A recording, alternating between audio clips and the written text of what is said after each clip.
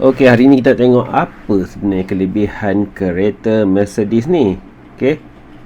Ni. Mercedes-Benz Claw ni. Apa yang CLA ni? Apa kelebihan dia? So kita nak tengok lah.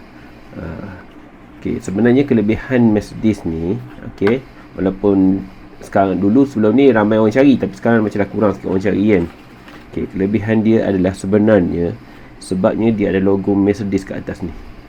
Kat atas ni. Okey, dengan lagi satu kelebihan dia adalah tayar dia ni. Okey, tayar dia ni sebab depan oranye, belakang hitam. So dia memang itu kelainan dia. Okey, sebab tayar dia ni. Itulah sebabnya orang suka benda ni. Dengan Mercedes ni yang CLA ni. Okey. Lagi satu kelebihan ni memang tak ada juga kat tempat lain.